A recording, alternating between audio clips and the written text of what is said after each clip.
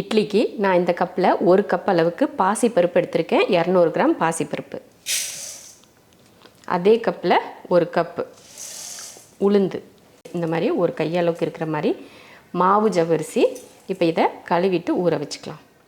பருப்பை நல்லா கழுவிட்டு தண்ணியை ஊற்றி ஒரு 2லேருந்து 3 மணி நேரத்துக்கு ஊற வச்சுட்டு அதுக்கப்புறம் எடுத்து அரைக்கலாம்.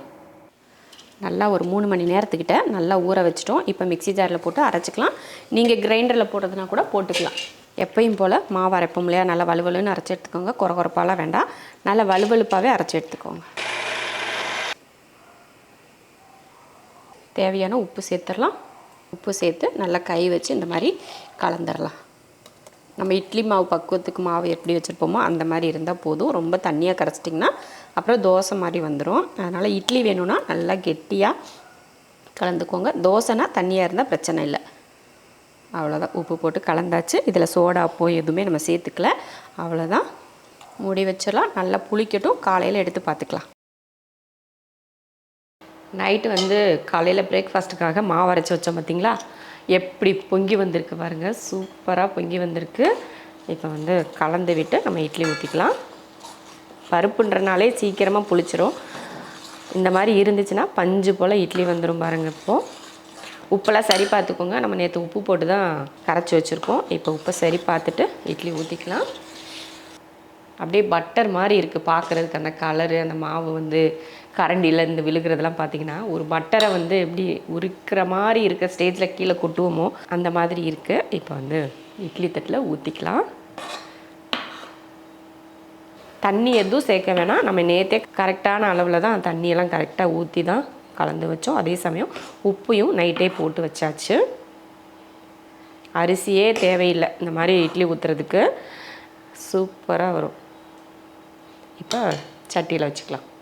நம்ம நார்மலாக எப்படி இட்லி ஊற்றுவோமோ அது போல் தான் இட்லி சட்டியில் தண்ணி ஊற்றி வச்சு தண்ணி கொதிக்க ஆரம்பிச்சிருச்சு. இப்போ இது வச்சிடலாம். நான் எப்பயுமே இட்லியில் இட்லி தட்டில் எண்ணெய் தடவ மாட்டேன். துணி போட்டு தான் இட்லி வேக வைப்பேன். நீங்கள் எப்படி செய்வீங்களோ அந்த மாதிரி இட்லி வேக வச்சுக்கோங்க. 8லேருந்து ஒரு 10 நிமிஷம் போதும். அருமை இட்லி பாருங்கள், இவ்வளோ சூப்பராக வெந்திருக்கு.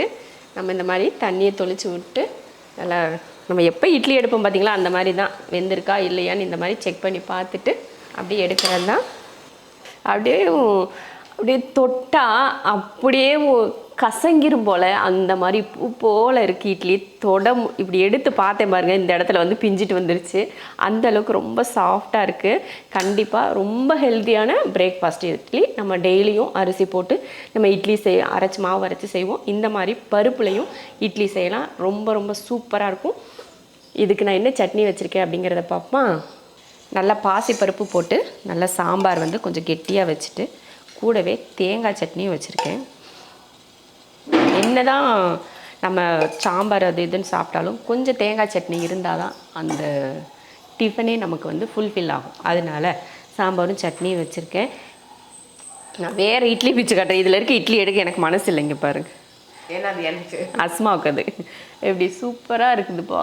வருப்பா இப்படி எடுத்து அப்படியே தொட்டு சாப்பிட்டோம்னா அப்படியே தொண்டையில் போகிறதே நமக்கு தெரியாது. அந்தளவு அப்படியே இறங்கும். நீங்களும் இந்த இட்லி ட்ரை பண்ணி பாருங்கள். அதே போல் டேஸ்ட்டு பார்த்தீங்கன்னா, நீங்கள் அரிசி இல்லாமல் நம்ம இட்லி செய்கிறோம், இது பருப்போட ஸ்மெல் வருமோ அப்படின்னு நீங்கள் நினைப்பீங்க. கண்டிப்பாக அது வரவே வராது. 100% சூப்பராக வரும். ட்ரை பண்ணுங்கள், நாளைக்கே ட்ரை பண்ணுங்கள். இதே போல் நீங்களும் செஞ்சு பார்த்துட்டு எப்படி இருக்குன்னு சொல்லிவிட்டு கமெண்ட்டில் சொல்லுங்கள்.